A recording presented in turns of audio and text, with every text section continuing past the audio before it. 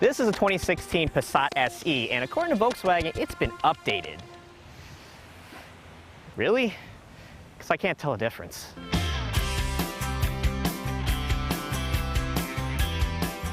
If you take a closer look at the Passat, you may pick up design changes like a new domed hood, slimmer headlights, chrome 4-bar grille, and chrome window surrounds.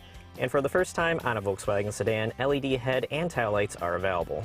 Out back, there's a new bumper, trunk lid, and chrome accent strip that Volkswagen says helps make the rear lights appear lower to give the car a more grounded appearance. The exterior changes don't do much though. The Passat still possesses an understated look, which is bland in comparison to other midsize sedans that have stepped up their style and game, like the Chevy Malibu, Honda Accord, and even the Toyota Camry. The Volkswagen isn't ugly, nor is it pretty. It's just there. In this Passat, we have a 1.8-liter turbocharged 4-cylinder engine. It's the base engine in the Passat family, and there's actually an upgraded 6-cylinder option. But the 4-cylinder's got 170 horsepower, and when you're rolling down the street in the middle of the rev range, there's good power. You get on it, and you can go from 60 to 80 miles an hour in a relatively short amount of time. The problem is, when you're at a dead stop, there is noticeable turbo lag here. When you tip into the throttle, you'll have to wait maybe 1-2 seconds, and that's when the power comes on.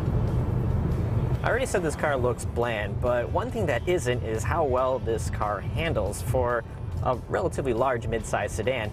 You throw it into a corner and the suspension keeps the car nicely planted. There's not much roll to speak of, and steering is responsive to inputs, but unfortunately it's lightly weighted, and that's kind of a common complaint among many vehicles in the Volkswagen lineup. There's also a bunch of driving aids in here, like adaptive cruise control, front assist with automatic emergency braking, blind spot monitoring, and a rear view camera. Inside, Volkswagen's light updates continue with a new dash, center console, steering wheel, and a tasteful addition of chrome trim. The bigger news comes on the infotainment front, with the new system featuring a 6.3-inch touchscreen with captive touch sensors letting you swipe and pinch zoom like a smartphone.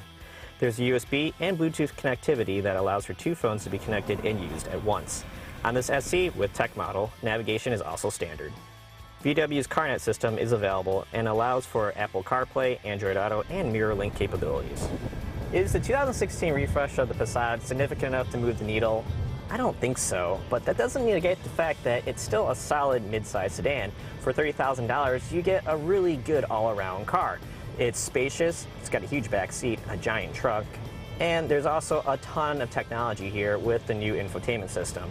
And that's plenty for most families shopping this mid-size sedan segment.